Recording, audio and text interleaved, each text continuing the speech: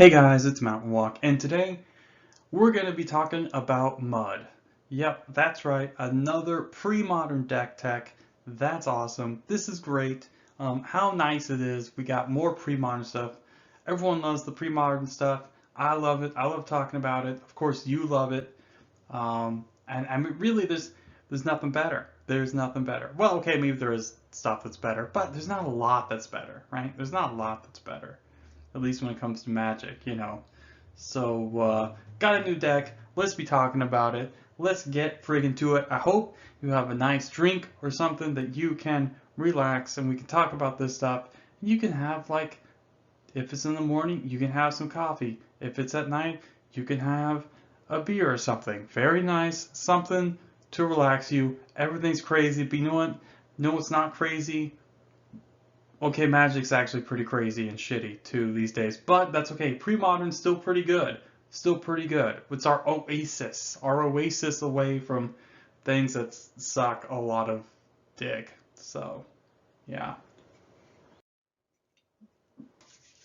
Let's talk about our good friend Mud. This is based off an old vintage deck based around Mishra's Workshop, casting a bunch of artifacts. This thing really came into being around 2001, 2002, 2003-ish, based off of like, some of the old decks were like 5/3, which was based off of like Juggernaut. Juggernaut, of course, being a 5/3. And they were sort of aggressive decks, and then there was like some sort of prison-y style decks, and then there was like the mud decks, but also played red for Goblin Welder and stuff. So I mean, there's all sorts of versions of it. But it was more or less mono artifact. And of course, back in the day, before Mirrodin, all artifacts were brown. That's the way to do it. And all artifacts are brown, and I don't care what anyone says. Look, they're releasing Chalice the Void as a brown card. Am I wrong? Am I wrong? Are all artifacts not brown? Of course. I win. I win. I win, and you're wrong.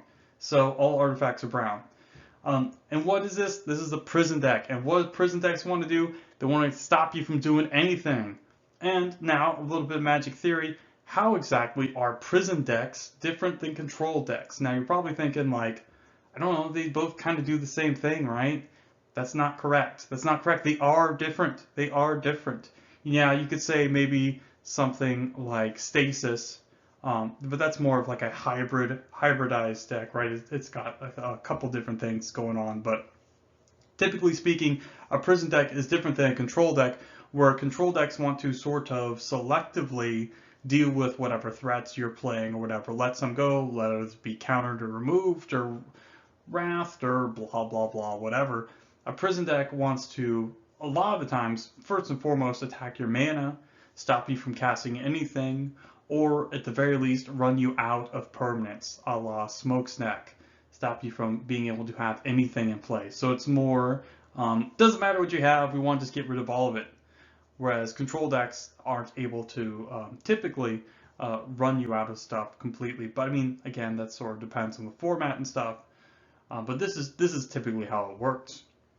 And so what we're going to be doing, this is going to be a little bit different than the other artifact decks we've talked about, like Wildfire or the Tinker decks or something, because we're just mono brown. Why are we mono brown? Because A, we don't have to worry about color issues, right? We don't have to worry about getting color screwed. This is a very good thing, very good thing.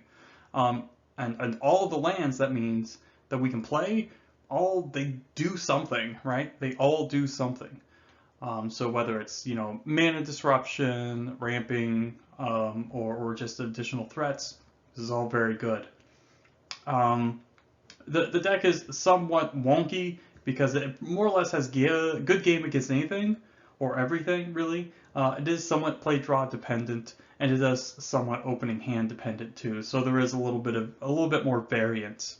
Unfortunately. And of course, it, depends on what your opponents are playing in their sideboard too, but we'll get to that. And of course, they're very powerful, very sweet openings, yeah, we will also get to that very soon. But let's have a look at the deck first. Okay, here we go. This is a pretty stock list, more or less, of our good friend Mud. And what we have here is 21 lands. All the lands, like I said, do a thing. Then we have our ramp cards, like Mind Stone, the 3 and Dynamo. Mind Stone, very good. 2 mana artifact taps for 1, but you can also pay a colorless, sack it to draw a card. Very good. 3 and Dynamo ramps us pretty good, so when tapping with it, we can do a lot of great stuff. Then we have Black Vice. This is a really good card, which we'll come to very soon. Great way to finish out the game when your opponent can't, well, do anything. Powder Keg is removal. Winter War, Sphere, Tanglewire, Smokestack, again. These are our sort of classic prison cards. Helix, again, another great card. Mana intensive, but very awesome. And creatures, basically things that are just made for kill and stuff. We have Masticore. This is a great card against aggressive decks, just sort of in general, as well as Karn. Karn is very good. Is a good blocker. He's a decent attacker. And then, of course, he can make you can untap and just sort of alpha strike, depending on what your board position's at. Nothing really weird that you wouldn't expect with the lands. I like the one of Dust Bowl. I just like playing a little bit more lands, just a few more mana sources. I always err on the side of caution in that respect. Decks that have like multiple 5 mana cards and 4 mana cards, like you can't get too greedy with these, right? Like you have to like be able to cast your spells. And of course, Dust Bowl itself is a powerful card when you get to use it and do all sorts of nasty stuff. The sideboard, this is nothing too wonky. A lot of these things you would expect to see. Crypts against graveyard decks, defense grid against control decks. Same thing with stuff like Processor. Processor's just great against a lot of decks that are, that aren't super aggressive. Crumbling Sanctuary against stuff like Sly and some other red decks and things like that. Null Brooch, again, good against, say, like control and combo decks. Same thing with Jester's Caps. Bottle Gnomes against red decks, and Bridge against all sorts of different things. Sideboard isn't really set in stone. There's a lot of different things you could put in there. A lot of different stuff going on. Really, really good stuff. Okay, so now if we're talking about good openings, what exactly, I mean, really, what is better than turn 1 Ancient Tomb, double Black Vice on the play? I mean, is there literally anything better? Is there literally anything better? Tell me now or forever hold your peace. You're a liar. There's literally nothing better. In the format, better openings, you could say, like first off, like say, Mountain Lackey, very, very powerful and requires even less cards. But yeah, so Mountain Lackey, that would be maybe something considered to be better. Or maybe turn 1 Hermit Druid, again, very powerful. But those are a lot easier to interact with. Any creature removal, they die. And of course, Hermit Druid, of course, doesn't like things like Cursed Totem or Tormod's Crypts and stuff like that. Turn 1 Tomb, double Vice, I mean, damage is already done. Like, there's nothing that'll get rid of both of these guys. So they're going to be taking a ton of damage and then following it up with anything. Oh, it's so good. Followed up with Sphere Resistance, then dump a Winter Ward in play, and then dump like a Smokestack in play. I mean, you can just pile it on, and it doesn't take many time walks before the Black Vices will just kill someone. This is probably one of the best reasons to play this deck, is because how good Black Vice is in this deck. It is such a good prison card. It is such a good prison card. I mean, a lot of these things are not exactly hard locks. I mean, sure, if your opponent, for example, like a Smokestack on 1, your opponent has like 1 land or less or something. I mean, that's kind of like a hard lock, because everything in the deck is permanent, so you can just keep playing stuff forever and ever, and like you'll be able to eventually run them out. But a lot of it, you got to think of it as time walks, right? For example, Tanglewire is like double, triple time walk. Especially with combining with things like Sphere Resistance. So if you're tapping things like Black Vices and Sphere Resistance and Smokestacks and Tanglewire itself, you're not really losing anything, right? You're not like, oh man, I can't play stuff, right? So Black Vice, not only does it synergize with a lot of these other cards very well, it's a win condition, and like the cheapest one you could really ever have, right? Outside of something like Mistress Factory, but Mistress Factory really cost mana to play. I love it. This is one of the best reasons to even play this deck is just Black Vice, 100%. And of course we have all these other sort of classic, powerful prison cards: Tangle Wire, Winter Orb, Seer Resistance, and Smokestack. These cards are great. I mean, they do exactly what they say. They constrict your mana. Tangle Wire can stop them from playing, or stops their creatures from attacking. Smokestack will eventually run them out of permanents. Sphere stops them from playing stuff on curve, makes stuff more expensive, of course, and then Winter Orb punishes them for tapping a bunch of lands to play things. And we got ways to break parity. Obviously, like I said, everything in the deck is a permanent. Stuff like Thran Dynamo, very, very good. This is a very powerful card. It can untap another land, and you can, you have 4 mana, and you can basically play anything.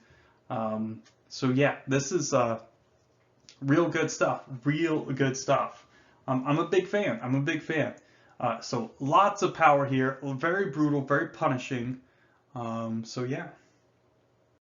Now, looking at the sideboard, there's all sorts of things we can play. I even forgot Caltrops. I've even forgot Caltrops. Caltrops might be another one to think about playing as well, because it's better against weenie decks than something like Ensnaring Bridge, because Caltrops just kills like all the attackers, of course. But we got Curse Totem. Curse Totem is a good one. Obviously, it shuts down our own Masticore and Karn, but there are certain decks like the Hermit Druid decks and some other ones where, or Full English Breakfast or something like that, where they don't really work very well without their activated abilities. So Curse Totem, a powerful card.